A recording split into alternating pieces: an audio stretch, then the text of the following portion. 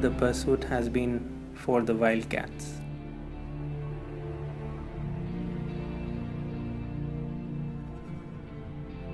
I have been photographing tigers and leopards for about 9 years now.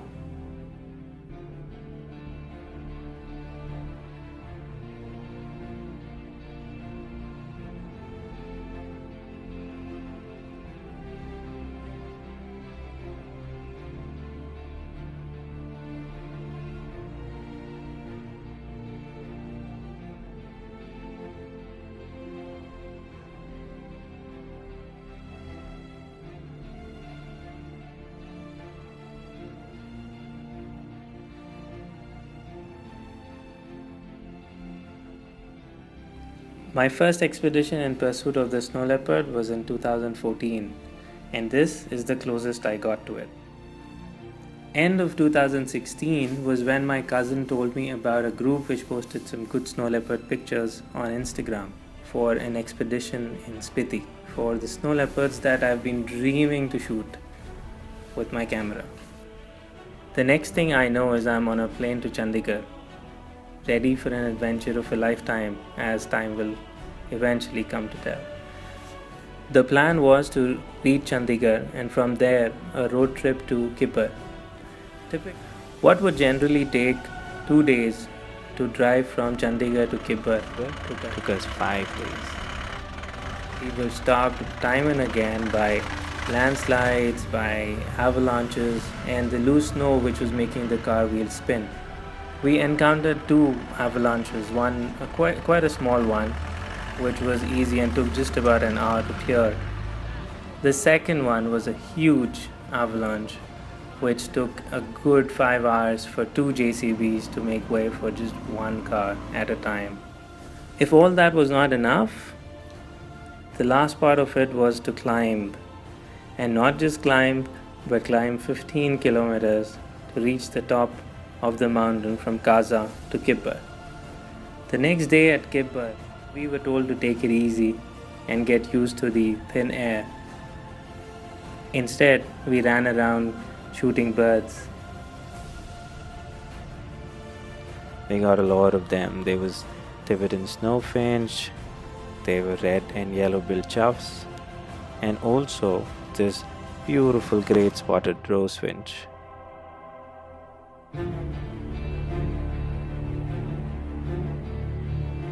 My guide told me at least you have the night to rest, but we ended up shooting time lapses. The second day at Kibber was on field, and it wasn't easy walking in 2 foot of snow, even though the guide was clearing the path for me.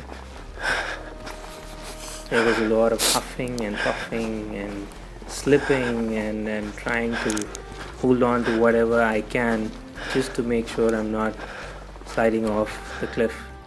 The next day was a delight as we got to spot the red foxes, and as soon as we reached the lookout point over a canyon-like ridge further ahead, we got to witness the courtship of the golden eagles.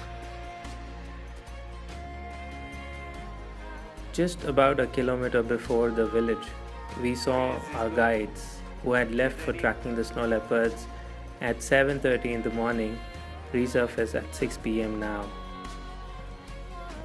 After a lot of confusing hand gestures and shouting over a few hundred meters, my porter told me that they've seen the snow leopard. Struggling and slipping and just about losing my balance. And this is what I was rewarded with. This guy knew what he was doing. This guy knew that we were in his kingdom. He took his time to walk up the cliff. Kept looking at us every few minutes just to make sure we're not making any movements or following him. That night was a celebration, a huge one. After the super high yesterday, today seemed to be a bit lazy, even though we were rewarded with the first sighting of the ibex this season.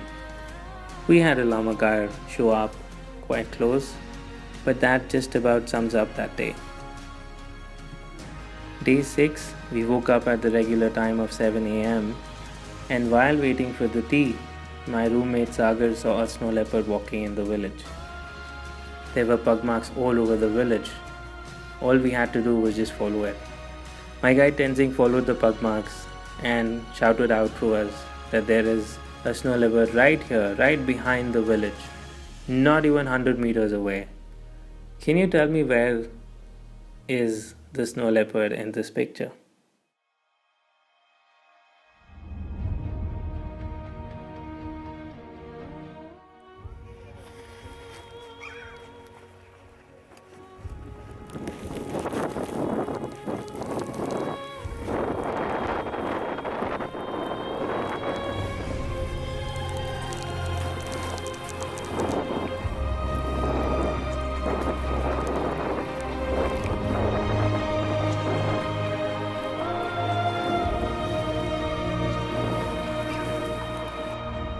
After positioning ourselves strategically based on what this old snow leopard might do, we were not just lucky, but blessed with this sighting.